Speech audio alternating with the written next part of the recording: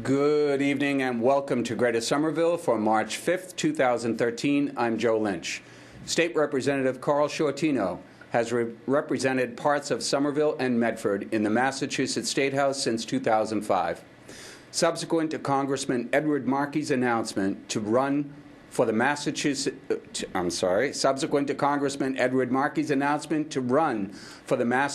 Senate seat vacated by former Senator John Kerry, in February of 2013, Carl Sciortino announced his candidacy for Congress representing the 5th Congressional District. First appearing on this show in 2009, it is my pleasure to welcome back to Greater Somerville Massachusetts State Representative Carl Sciortino and candidate for the House of Representatives in Washington, D.C. Welcome back. Thank you, Joe. Glad to be here. You've been gone a long time. It's been a few years. Here you go. Before we dive in, I just wanted to take a brief moment to let folks that are watching know. I want to send my condolences out to Representative Denise Provo. Her mother, I was just informed, passed away last evening, so I want to send her condolences to her and her family. And I'm sure others in the community want to know about that and send her condolences as well. Very sad. Thank you, Carl. Yeah, to the Provost and Forrest family, we know it's a tough time, but there's a lot of people with them. Many love them, so we'll see you soon, Denise. There you go. There you go. You have been motivated to run since you were a young man. Not true. But, somebody asked me how old was Carl Sciortino when he first ran for state rep. You were 25 years old. 25, that's right. When I was 25, I was very much inspired by my predecessor to get into the race in the height of the gay marriage fights. And it's been an amazing 8 years. I'm in my 5th term now. Time has really flown by the last 8 years. So it's been quite amazing. 5 terms on Beacon Hill. Tell us what you've learned. Well, I don't want to go too far. Right. It's actually been really a thrilling experience to be there because every issue under the sun, from potholes to global warming and everything in between, comes up in the state legislature. And we've been there through 2 recessions. I've been there through the marriage equality fights. I've been there for a global warming bill. I was able to help lead the effort on the minimum wage and closing corporate tax loopholes. There have been so many amazing debates in the last 8 years that come to mind. So it's been a real honor and privilege to be there and fight for the communities of Somerville and Medford. Now, this district, before we get into the nuts and bolts of running for a seat that is now vacant, you have Congressman Markey, who will be running for Senator Kerry's seat. Correct. So you folks who are jumping into this early, yes, and this, I'm repeating what I hear on the street, Carl. Yep. They're saying, well, it's a little premature to be announcing a candidacy for a seat that is still occupied. But this is Massachusetts. Ed Markey is very well known, very well respected within the Democratic circles. Now, we're not going to get into the nuts and bolts of, his campaign and the pundits who say, well, that's a big assumption that Markey's going to win. Yeah. But in politics, you have to start early for these things. Well, the first thing I would say is I'm not taking it for granted that Markey is going to win. I feel very confident about his chances and his likelihood of winning. But I'm spending a lot of time of my own working on his campaign, helping him get volunteers and helping him with financial support and getting people to donate to his campaign. I think it's going to be really important that people see him, as I've seen him. He's been a wonderful congressman. My rep district on Beacon Hill includes Medford and Somerville, so I share Capuano and Markey as my members of Congress, and I will say Markey has been a wonderful asset to our Commonwealth, and I look forward to calling him our senator, but I'm working my tail off to make sure that happens. And as far as getting in early, I feel confident he will win on June 25th for the general election. But I think we all learned the lesson with Martha Coakley's race about not sitting on our hands and making sure that we get organized early, that we have a smart campaign, and that's what I plan to do, so that the moment he wins on June 25th, my campaign will be fully up and running. I'll have my staff in place, I'll have my office in place, and we're ready to hit the ground running. So that's why we got started. There's nobody who learned that lesson better than John Walsh, the state Democratic Party chairman, that never take anything for granted. No. What Carl and I are referring to, of course, is the special election when Scott Brown won. Right.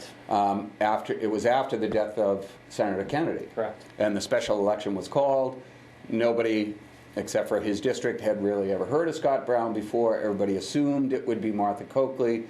and then Scott Brown came in. So, And they're very different contexts, but the one thing that I see that came out of that race was a lot of our activists around here, people that get involved in campaigns, they expect campaigns to be run professionally, top-notch, be Right. organized, so that when they show up to volunteer, their time is put to good use, that they are not taken for granted, that they have an operation to get involved with. And frankly, if I waited until June 25th to put together a congressional campaign, and I would have a 3-month window before the primary, which most of which is between the 4th of July and Labor Day, Right. that's not an easy time to campaign. Right. And to put together a congressional race in 3 months is not possible. right. So Right. we got out there organized early, and frankly, I think the people that are the most upset that I got organized and announced first of anyone was the people that wanted to also run, and they felt Other that candidates. They missed the chance to Well, be of first. course. So I'm okay with that. Of course, but you do expect. I mean, there are two other declared candidates that have already jumped in, and we talked briefly before the show. You fully expect others to announce. I expect at it'll be a some crowded point? primary. Right. This seat right. hasn't been open for 37 years, for longer many, than I've been alive. many and years. I think a lot of people have been waiting. I tried to give you a pub quiz before the show, and I didn't want to give away the answer, but it's kind of a trick question because if anybody's familiar, that in 2012, a lot of our congressional districts were redistricted. We lost a seat, so all the districts Right. had to change. Everything changed. So what's interesting about Carl's candidacy is that any of us here in Somerville we're not going to be voting for you. No, Somerville's Right. not in the 5th Congressional District, That's right. unfortunately. Somerville is rock solid in the 8th Yes. with Congressman Mike Capuano. And he does a great job for Somerville, so I So- look forward to being his colleague. Right, but offering, Carl does represent parts of Somerville, so you'll be in the news up front, and we wanted to give you the opportunity to speak to your Somerville folks as well, because there's nothing that prevents your Somerville constituents from volunteering for a congressional race, even though they won't be able to vote for And it. I hope they want to get involved, and folks can go to carlforcongress.com if they want to sign up and volunteer or get involved in the campaign. So There you go. I'd love to have people involved. Talk to me a little bit, these are not going to be trick questions, but, that was a rock-solid Democratic, it's a Democratic congressional district. Heavily Democratic. Right. Yes. Running for everybody from Paul Tsongas, because of the redistricting, it's now the 5th. Used to be, the 3rd or something like that. It was another district, but then it got redistricted. They've all shifted around. They've all so people shifted. are very confused about which district they're in right now. But that district, is rock solid blue. Folks like former Senator Paul Tsongas, let me see, Marty Meehan, Chet Atkins, and now currently Nikki Tsongas, who held that part of it, but she's been redistricted too. Right, so right. yeah. She used to hold what was technically the 5th, but now her number is different. I don't remember actually which number she is. But, Right. Markey has been the congressman for the geographic area that is now the 5th, with some changes to the borders, for about 37 years. Right. And people are very comfortable with him. They're very happy to have him as their congressman, but I'm sure he'll do very well in the Senate as well. And you've had your 5 terms in the state legislature to interact with he and his staff all Yep. these years as Many well. times, So, many times. Yep. I can say for people that are not familiar with him, we call his office many times for constituent services, for help with lots of federal issues. I've never had a problem getting through to him. I've never had a problem with him not being willing to show up in the community, go to community meetings, Right. senior centers. Right. He's around when we need him to be, and I Right. think he'll be that way as a senator as Right. well. So let's delve into it. Are you prepared for it? That's the big question. You've gone to the School of Hard Knocks up in Beacon Hill, but Beacon Hill, as you know, is rock solid again, Democratic blue. Very few Republicans within the House of Representatives or the Senate within Massachusetts. So that has kind of lent itself to a feeling of collegiality up For the there. most part, that's For very the true. most part. Yep. There are some rock-solid Republicans who just will not vote for anything. Sure. But the reason I asked that question, are you prepared for it, is Congress in Washington, D.C. is a radical change from Very different animal. Beacon Hill. Yeah. Well, when I think about my time in the last 8 years in the state legislature, even though the Democrats are in the strong majority, I tend to find myself in the minority of the progressive caucus within the Democratic caucus.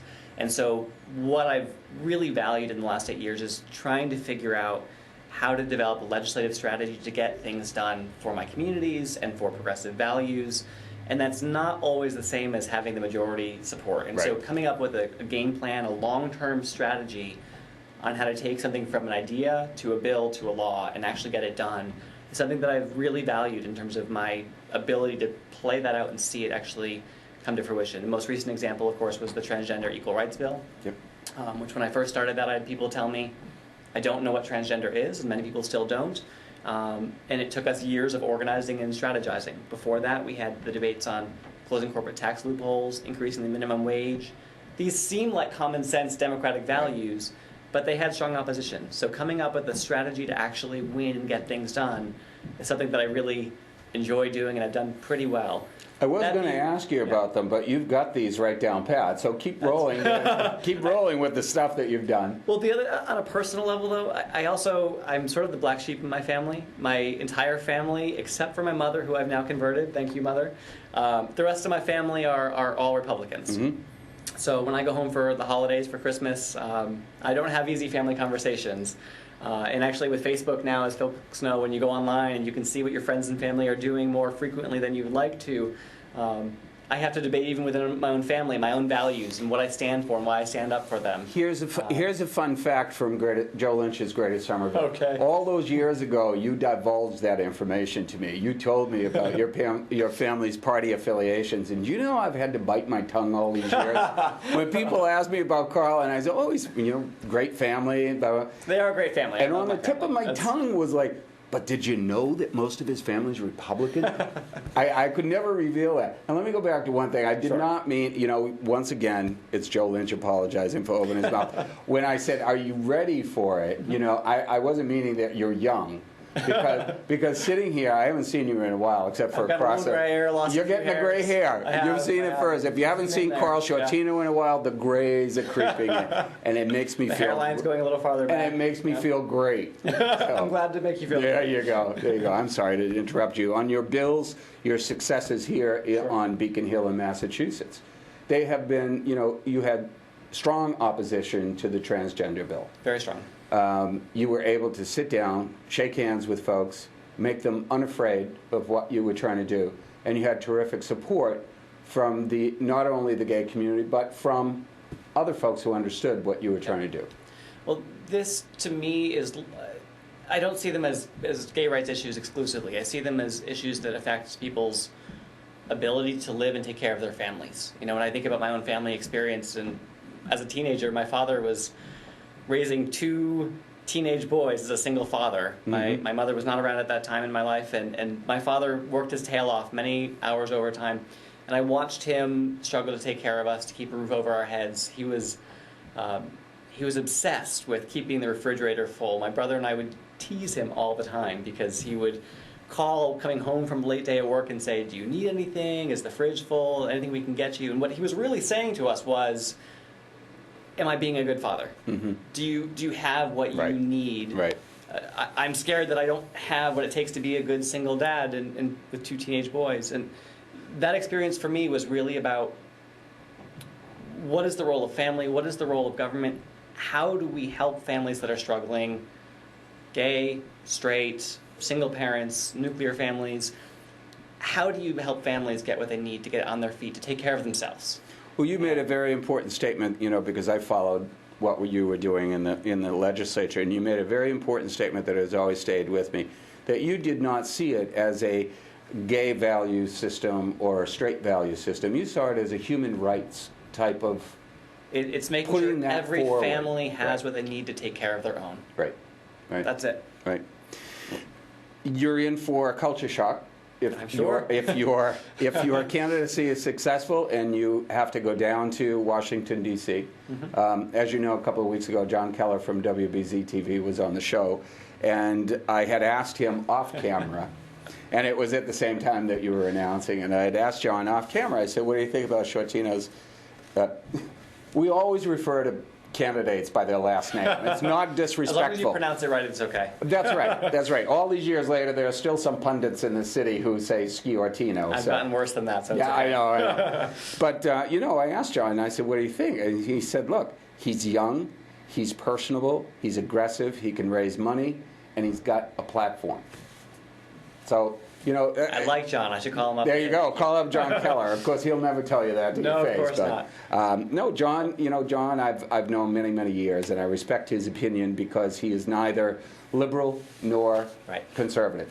John sees it for what it is. You know, he's followed that many, many, many years. So, if you get down to Washington D.C., I'll put you on the hot seat. They don't Sure. call it the hot seat for nothing.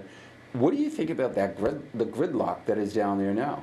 It is just, it's putting so many people at risk, so many jobs at risk, so much of our future at risk. How does Carl Sciortino get down there and say, here's what I'm going to do?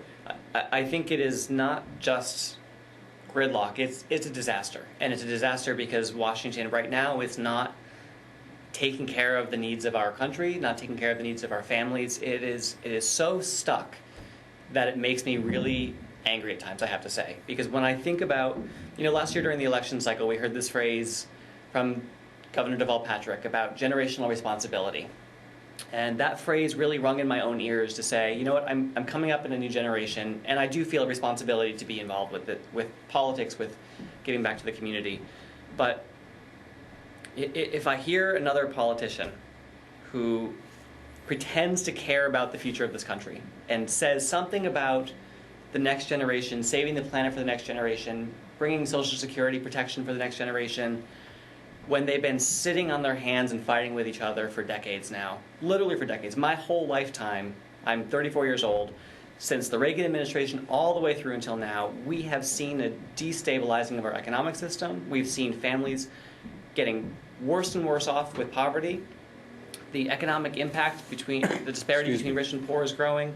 There's so many things going wrong, and I don't think the urgency is there. Because when I think about the issues of Social Security or global warming or some of the things that DC is stuck on right now, it's no longer good enough to say we're going to help save the planet for future generations. Because we know, because of inaction over the last 30 years, that in the next 30 years we're going to pay the price for inaction. I have friends and family members that have served in Iraq and Afghanistan. My father served in Vietnam. But our generation right now has been told we have to fight in 2 wars, and we have to figure out how to pay for them. We've been left the credit card debt from these last 2 wars with no plan to pay for them. So when I think about all the urgency that needs to be brought to bear on these issues, I think I can bring that. Because as a younger person, I don't consider myself the youngest anymore. I'm not totally down there, but the urgency for my generation to step up and say we need to have a new generation of leaders take on these tough issues, because if we don't fix them now, we will be paying the price for a long time to come. Let me divide it the way the country is divided. There are those who are saying that we need more cuts. Mm-hmm. No new revenue sources, no new taxes, more cuts. You have you guys down there, Washington, you have plenty of money to do what you need to do. The flip side of that says, no, we cannot continue to fund and sustain the programs that we have today without revenue increase. There appears to be in Washington a very, very small segment that says you can do both. You can have those cuts and you can find new sources of revenue, i.e. taxes. Mm-hmm. Where do you fall? Here's the hot question of the night. Where do you fall in terms of the approach? Are you for the cuts? Are you for increased revenue sources? Or are you someplace in the middle that says we can do both of these if we just sit down and hammer this out? So I've been alive on this planet for 34 years. In the last 34 years, I have not seen an argument for trickle-down economics. We were promised a whole lot of things from Ronald Reagan to Mitt Romney about being able to cut taxes and preserve services. And the reality is, when it comes to government, just like in our personal budgets, just like in the private sector, you get what you pay for. And if you don't have the money to pay for what you need, you don't have the services to provide them. Many seniors in our community rely on the services of Somerville Cambridge Elder Services, home care services, for example. One of the best, most important programs we have at the state level. We have, in the last few years, seen waiting lists for basic home care services. Waiting lists for seniors that are eligible and in need and in their homes needing basic home What's care. the percentage, Carl? I should have honed up on it, but what's the percentage of the cuts that our senior services have had to go through over the past few years in Massachusetts at the state level? What I would say is in Massachusetts at the state level, if we are not meeting the needs of our seniors or our most vulnerable populations, our children, our disabled, then we're not doing our job. So in some ways, it doesn't matter to me what the percentage, because if we are seeing a waiting list for something like Meals on Wheels Right. or home care, we have not done our job. As a society, as a Commonwealth, we haven't done enough. And I think for us to figure out a way to, yes, find efficiencies, find reforms, find ways of cutting back where we can cut back, we should do that. But I think if we want to avoid the conversation around taxes, we're being dishonest with our neighbors, with ourselves, because if we don't have the revenue to pay for these services, then we have waiting lists for things like home care. We have the election coming up, if I remember correctly. The Senate election won't take place until the primary takes place in April. Primary is April 30th, Markey versus Lynch, and on the Republican side there are several candidates. Okay. And then the general election for the Democrat versus the Republican will be June 25th. June. And at that point, Markey will have a certain amount of time to vacate the seat. Correct. So he would have to resign his House seat before he's sworn into the Senate, which would likely be a very fast turnaround. Okay. So I expect that the primary election to replace Markey in his congressional district will be about 3 to 4 months later, September or October. Okay. So as I said, most of that's between 4th of July and Labor Day. Which so it's also- going to be even more important to be organized early. Which also falls right at the time, I think, in Medford, their municipal elections, is Yes. it not? Yeah, so it's possible to line up with the city elections in September or November for the Right. primary in general. Right. But that will be determined after Markey wins and resigns his seat. Okay. So now the bad news. What if Markey doesn't win? Then I keep getting to represent Somerville and Medford in the state legislature and keep doing good work there. There you go. That's a good answer. I mean, And that is the honest answer. too. and Congressman Markey goes back to being congressman. He does. Right. Although I feel confident that we're going to get him elected. Okay. And I just want to make sure people Yeah. understood, because somebody asked me, well, doesn't Markey have to step down if he's... And no, he does No. not. And conversely, you do not have to step down while running for Congress. No, the only thing I have to do is be a better wedding planner, because my partner and I are getting married in October. So it's possible that might be the same week as the election. I'm hoping not. I was going to advise you, Carl, as an informal advisor. Please, I'm listening. I would say you might be wise to think about postponing your job at the State House, you're running for Congress, or your upcoming nuptials. I will sleep enough hours to get through the day to do all three of those things. Well, you've already told me your staff is worried about your eating habits. Yes, so, they are. They make sure I eat on a regular schedule. You know, there are a lot of people who are wondering, why would Carl Sciortino want to be in Congress? I'm going to let you answer it. I mean, I've understood from the day that I met you your passion for doing the job of an elected official in an integrity-laden way. Mm-hmm. Calling it as it see it, you know, what you get is what you see is what you get. You know, a young gay man running for office saying, you know what, it is what it is, I'm going to run. Something I've never asked you all these years. How many times did you knock doors when you ran for state rep? When I first ran in 2004, I started door knocking, going door to door, the middle of May. And I went part-time at my job at the nonprofit health center I was working at sometime in June. But I started door knocking in May, and I went every day, evenings, weekends. I did take Friday evenings off, I have to admit. Mm-hmm. But I didn't stop until the election was over. Mm-hmm. And I knocked on thousands of doors. That is how I won, because I got to have personal conversations with people at their doorstep. And for many people, that election year, the gay marriage issue was a hot topic, but for most people, it was not the driving issue. Right. It was all local politics. It was healthcare. It was local politics, and it was that I showed up at their door. I showed up at your door, and I said, "I'm Carl, and I'd like to meet you, and I'd like to talk to you about what's going on in your family and hear about you." And now, this is going to be appreciated that. And this is going to be a little different because it's a much grander scale. It's huge. It's a huge district. Why don't you talk just a little bit, because we are on the magic of the internet. I mean, some folks are going to be watching this from outside of Somerville and Medford. So from Medford, it goes all the way up to Lowell? No, the current district, it wraps from Framingham in the Metro West area, around Boston on the northern side of Boston, all the way over to Winthrop. Winthrop, So in our area, Somerville is not in the district at all. Right. That's all in Capuana's district, but half of Cambridge, all of Arlington, Medford, and all the surrounding communities going out from there. It wraps around the northern half of Boston. So in places like Framingham, Waltham, Watertown, Belmont, Arlington, Malden, Revere, Winthrop. There's about 25 communities. It goes out west of us, and then it takes an arc. It arcs up around to Boston. the North Shore. Exactly right. Yeah. Exactly right. Yeah. So it's a lot of territory to cover. That's a lot of Chamber of Commerce dinners. A lot of chicken dinners. Rubber chicken dinners. Yes. But I've been going around to all the caucuses Yeah. for the state convention and meeting people, introducing myself, putting our campaign team together. We have gotten a lot of people sign up to volunteer for my campaign, and we've asked all of them right now to be working on the Ed Markey campaign, because if he doesn't win, I don't have a race to run for, a seat to run for. Right. And that's logical. You know, in case people want to start taking jabs at you, say, it's a strategy. You have to get the guy who's got that seat elected. He has to get elected first. Right. That is Right. priority number one. Right.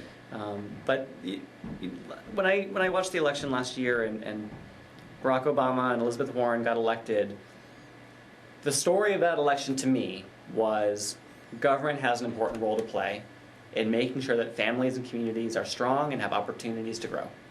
And when I think about my own family experience, this isn't about gay families or straight families. This is about making sure that every family has the same opportunity to succeed. I felt lucky that I went to a good public school system. And I think it's a disgrace that I would have to say I felt lucky, because there's no reason that every public school shouldn't be a good public school. Agreed. And when I think about the opportunities I had to go to college and get a good financial aid package there, when I see my friends coming out of college now and the cost of higher education, the debt that students are racking It's up staggering. now, it is terrifying. Right. So to come out of college today with $30,000, $40,000, $50,000, $100,000 of debt and have job prospects the way they are, there's something fundamentally wrong with our economy right now with that system. So for me, the reason I'm running is because I want to make sure that the American dream is available for another generation. My father and I disagree on everything politically. The one thing we agreed on recently, he said to me, it makes me sad to see the day when my children might have a worse future than I had as a child. Sure. And I told him that's why he should vote Democrat, not Republican. I would have loved to have been around that dinner table with some of those conversations. But, you know, as my late mom used to say, if people have a job, they can provide, and they have pride. They have pride in their hard work, and they want to take care of their own.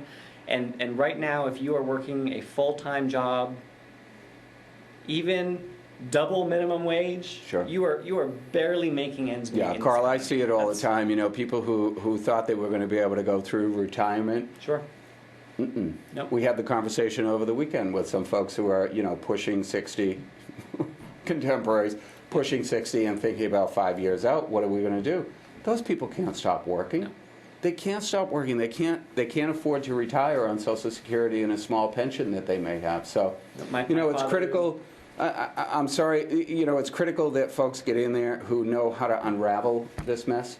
You know, Cayenne and I wish you the best. Thank you very much. We hope that your campaign is successful. We probably only have about 30 seconds left, but welcome back to Greater Somerville. Glad to be here. We hope that we see you around the campaign trail. I will see you many times, and for folks that are watching, I really encourage you to get involved in Ed Markey's campaign, and if they want to get involved in my campaign as well, it's carlforcongress.com. There you go. It's been a great adventure for the first month into this election, and I look forward to hitting the campaign trail for many more months to come. And he's only just begun. I want to thank you for joining me and my guest tonight, State Representative Carl Sciortino, candidate for the 5th Congressional District. I'm Joe Lynch. As always, stay safe and stay informed. Good night, everybody. Good night.